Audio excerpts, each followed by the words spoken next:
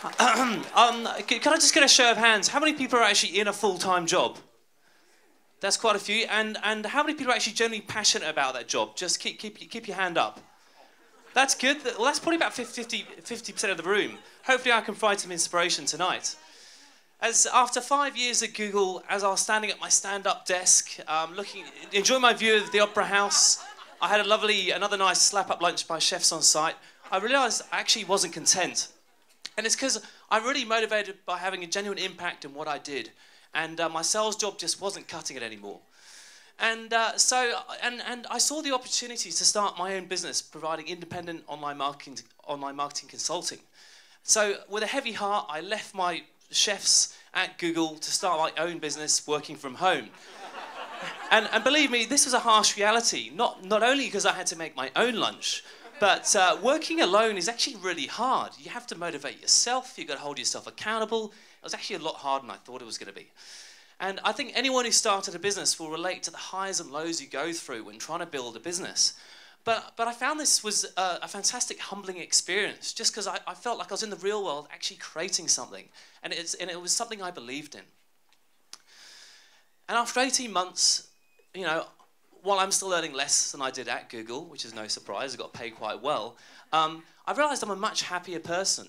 And it's partly because of the work I do, which is more rewarding, but also because of some of the benefits that have been enabled by starting the business. I mean, I'm sure many of you can relate to this image. Anyone in a full-time job, you're spending up to 2 hours a day commuting, and it's no surprise you don't have the time and energy to focus on the things you love most, because we're working 5 days a week and often long hours. And one of the things I appreciated most was the actual flexibility. I didn't actually realise how limiting a full-time job was until I didn't have one. But it really is fantastic to be able to plan your work around your lifestyle and you know, the things you're most passionate about. And it also gave me the flexibility to get out there and network. And I found out I was meeting far more interesting people outside my corporate life, business people and entrepreneurs. And this in itself was starting to open up new opportunities for me. But the other thing I realised at Google, I was sort of being what other people wanted me to be, to get the next promotion, to fit into that culture. I mean, perhaps that was my bad, but certainly I feel like I've been on this journey to being more who I really am, which has been fantastic.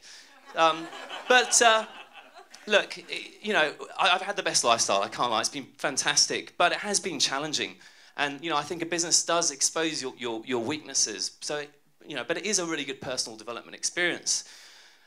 So I guess how do you rationalise taking the leap from your full-time job to start your own business? I guess I'd like to share something from my life experience, because I've realised whenever I've made decisions based on purely monetary gain, it's led to an unhappy place. But when I've made decisions based on my passions, it's led to a positive transformational change in my life. And certainly that is what's been consistent with this journey. And it's been opening up new opportunities. I've recently, yes, I'm actually working with a startup that's going to be bringing medical cannabis to Australians. And, you know,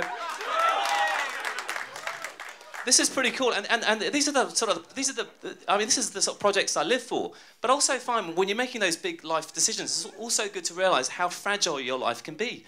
This is actually my second time I've been knocked off my bike.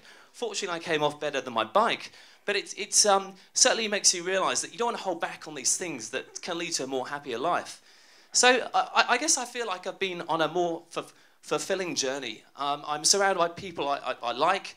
It's opening up new experiences which I really live for, and it's potentially leading to actually bigger financial gains. So is it time to think about what you're passionate about? How can you create a journey focused on the things that you love most? And once you work out your new direction, it's so important to have realistic expectations of yourself. And I think where most people go wrong is they don't give themselves enough time to have success. And as I've learned, it really does take a lot of time to actually get there. You have to be persistent. So I recommend giving at least 3 to 4 years to anything you commit to. And the other thing you have to get used to is getting comfortable with earning less. And what I've learned is that you can earn less and it doesn't impact the quality of your life. If you downsize, work to a budget, and really just focus on having a simple life. So in the wise words of Alan Watts, it's better to have a short life full of what you like doing than living a long life in a miserable way.